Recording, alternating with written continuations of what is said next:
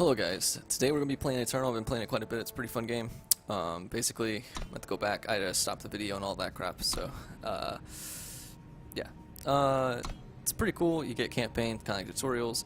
I never thought I'd really get into this game too much. I've always been in it since the beginning, but, you know, I never really got into MTG, but it does differentiate itself enough to be pretty fun. Campaigns, this tutorial, gauntlets, basically where you play a computer with any deck you want, and it's free, and it's kind of like Practice AI and Elder Scrolls Legends, if Practice AI and Elder Scrolls Legends was a complete like solo arena experience and it had way better rewards and it was free. So yeah, really cool. Forge is kind of like Hearthstone slash Elder Scrolls Legends kind of draft. Then you have casual, ranked, pretty self-explanatory, and then you have draft. Now draft in this game does have a ranked ladder, which is really cool. It keeps track of the top 100. I believe I can see it somewhere. Yeah, here. So I can always look at the top 100 players, and it's really cool. And draft in this game is like MTG, where you take a pack, pick one card out of that pack. After you open it, you keep all cards, by the way, that you pick, and then you toss that pack to someone else, and then they get to pick a card. And then someone passes a pack to you, and then it's the remaining cards. Like, eventually you only have one card to pick from because it's the last card of that pack. Stuff like that. It's pretty cool. It allows a new experience, stuff like that, if you're not used to MTG. Just really, really cool. I really like it. Basically, the lore of this game, I'll just go over it pretty quickly. It's basically these 5 guys, I believe it is, that are fighting over the throne. My cards, my collection. It works with blocking and attacking. You'll kind of see it as we're in the game, and it works with like sort of like lands, which are sigils, your powers. The really cool mechanics in this game. We'll see them as I play, and I'll kind of talk about them if you have to see them. But red's pretty much your aggro deck. They're pretty cool. They're all about fire and just overwhelming the enemy. Pretty cool class in general. Time is all about, obviously, time. They go back in time. They go forward in time. Like your mana acceleration / ramp, but they do have things to differentiate themselves. It's my favorite class so far in this game. Like Xena and Obelisk, which are one of my favorite cards. It allows a token deck in this class, which is pretty cool. Yeah, they just have really cool things. Another thing is the craft. Look at this. The premiums in this game are so good. This guy's tongue moves. Even in the uncommons and the commons, the premiums are just so good, man.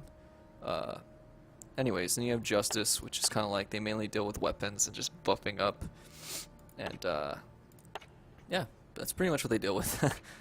Obviously, a lot of classes have these really cool random outlier things like this. This stops OTK decks in their tracks. You and your units are invulnerable to damage this turn, and it's a fast spell, which means you can play it on the enemy's turn. It's pretty cool. At any second in the enemy's turn, it gives you tons of chances to play it. It's pretty cool. What else is there? There's just tons of cool mechanics in this game that I love. Obviously, I'm skipping over a lot of them, and I could describe them all if I wanted to, but it would take forever. Blue, Primal, it's more about like animal instincts and such. It's pretty cool. They're a lot about drawing and just like, yeah, stunning and controlling the board and such. Trickery, a thing that MTG players call evasion, which is like flying and infiltrates and such. It's pretty cool. Shadow is a lot about like just bringing guys back from the dead. Really cool class as well. Like all the classes are pretty cool. And then you have these mixes, which in MTG's style apparently is actually like their own little races. I never knew this before. But you have like Rakano, you have like Compris, I think it's called, and yeah, you just have tons of cards. There's over 800 cards in this game, so pretty freaking cool. And none of these cards are a joke, by the way. Like summon 4/4 Flying Owl for every 4 maximum power you have. Things like Reality Warden, cards cannot leave the void, enemy void, amazing card.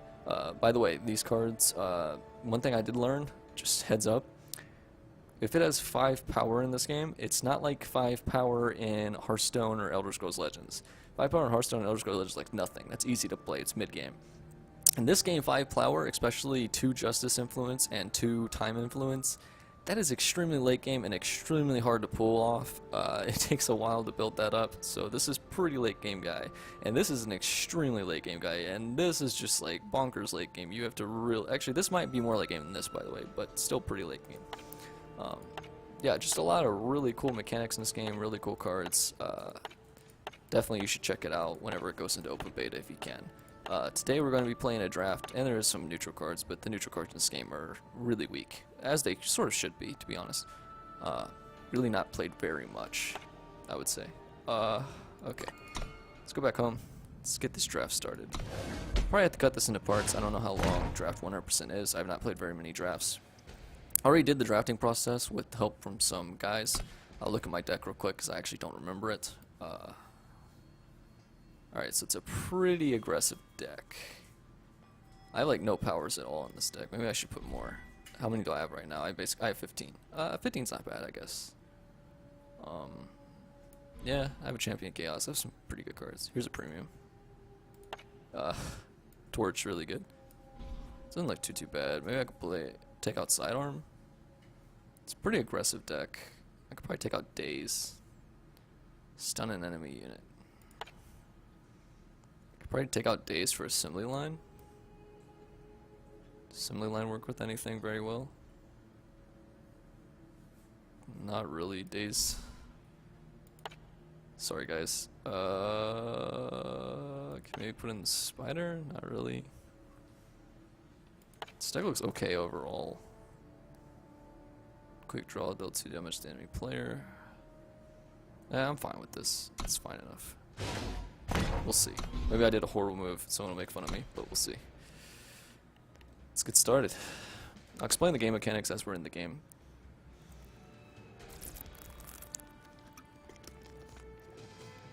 By the way, in the description, I'll link a guy's YouTube named Loco Pojo, which is a guy I watched for this game for set reviews and such, and just explaining the game's mechanics in general.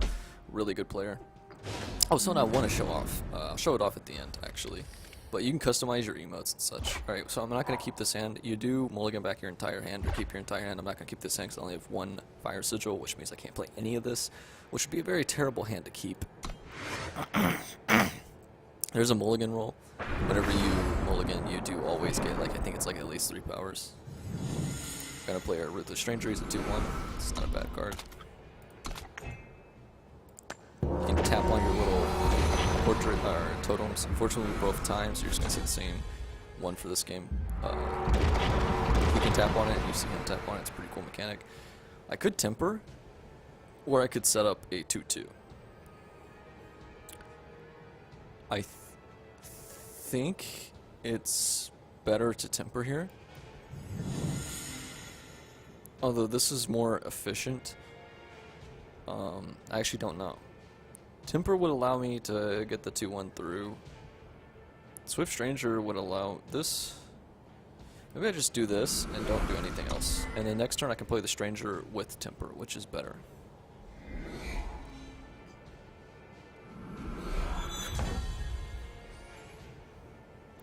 I don't think it really matters which one I play. So, let's go ahead and attack with the Stranger. Is this a fast spell? Yes, it is.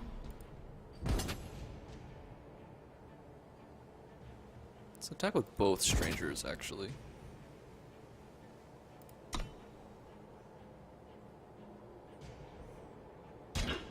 Okay, that's what I was looking for. Now we temper him, so I can play that on his turn as it's a fast spell. Now the Ruthless Stranger will kill that. And as you can see, it is a system where you just attack. You can only click to a attack and determine an attack, and then they can choose how to block it however they want. That's not good. The guy has activated his lifesteal. This is going to be really hard to deal with. Honestly, I can't attack in. I just gotta hope that he attacks my face for whatever reason, and I can unlock this Infiltrate. Infiltrate's kind of like Pilfer from Elder Scrolls Legends. It basically means whenever you hit their face, he gets that bonus, but it's only once, unlike Pilfer and Elder Scrolls Legends, which is infinite. It's looking really bad. That's a relic weapon, which means he can attack whoever he wants until the armor is out. This has only 1 armor, which means it dies to anything, basically. But it's sort of like a removal spell. But whenever this is buffed up and he has more armor, he does keep it with the weapon, which means it could be like a 4/3 or something, which is crazy. Whenever I have 3 of each, so I can get that. I get the Deadly. I need the Overwhelm though. But I'll go ahead and play this guy. I just need him out. Hopefully he doesn't have removal for him. This probably means he's BMing and he probably has something really good for him, which would suck. But it would be nice if I overdraw. Alright, so Deadly means it kills anything it deals damage to. Overwhelm means, or sorry, I thought he had Quick Draw for some reason. Alright, anyways, Overwhelm means that whenever he kills something, he deals excess damage. So we're probably going to block this guy. I just want this guy out of the picture. It sucks to lose my champion, but nah, that's a little scary. That deals 2 damage. Alright, I got torch now. Let's go ahead and get him to block, and then we torch it. Do I even need to torch that? Like, dealing 2 damage doesn't really do much to me. Maybe he has a buff in his hand, though, in which case torching that's correct. Can he buff it to more than 2 health, possibly? Injustice, easily? It's a little scary. I'll just hold it for now. If he buffs it, then I'm pretty screwed. Alright, it's fine. Actually, can I torch it before he buffs? I don't know. Like, if it's a fast spell, I don't think I can, but if it's not, then I think I can. Alright, so we'll just let him hit face. 2 damage is like nothing. Merc Sentry, that's pretty scary. That's gonna be really hard to deal with. Alright, and that just made it not really hard to deal with. Okay, so we attack him with both. And then if he blocks, we can fast spell. Is he really not blocking? Smart move by him. It also probably means he has something to buff this guy or something that's going to make him crazy. Okay, he has that to choose a sigil from his deck and then draw it. As you can see, it reveals cards and shows what they do to you, which is a pretty cool mechanic. Just going to let him attack face again. He's going to work right up. I guess he's just trying to get his work right off. That is Aegis, which means I cannot hit it with my first spell that targets it, or any kind of spell really, like even if it's a buff.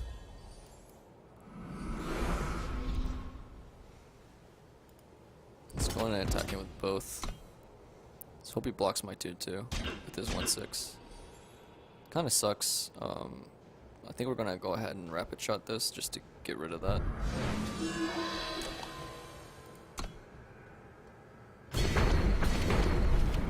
That's gonna be a huge pain. Gonna draw a card. Doesn't really do much. Maybe we torched his 1-2 now. Doesn't really do much. I feel like it's still worth it to save the torch for now. But he is getting high in power, so if he draws a weapon, I'm pretty screwed. Go ahead and block the 2-6 for now. Do a torch.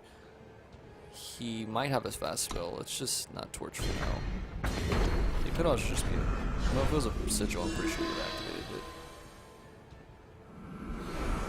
Now I feel pretty safe with just go ahead and torching this. Kind of scared low. At 15 is probably where I should be scared, so I'm not really scared yet. But we're not gonna attack in because this just blocks that for free, so there's no point. Hopefully we get a weapon soon to buff this guy up. That is scary. I don't think we have anything in our deck to deal with that. I can double block, which means this guy would take 5 damage. But unfortunately both my guys would die and he would not die, so it doesn't make any sense to do that here. He does have endurance, which means he can block and attack. And of course he has Warcry, which means the top card of his deck gets +1/+1 every time that guy does attack. I think we're going to go ahead and kill off my 2-2, kill off his 3-2. He probably, oh he doesn't, okay. Thought he had a buff or something like a fast spell. This is getting pretty bad. Oh, I wanted to show off something. I'll show it off in a bit. Yeah, like I said, YouTube Loco Pojo is going to be in the description. Watch that guy if you want to learn a lot about this game. He's a really good player. We'll go ahead and block off with the 3-1. I could do double block. This might be my only chance to kill this off.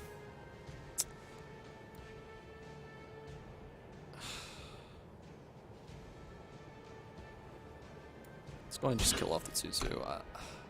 I should have traded this way. I'm an idiot. That was a huge mistake. I'm so dead.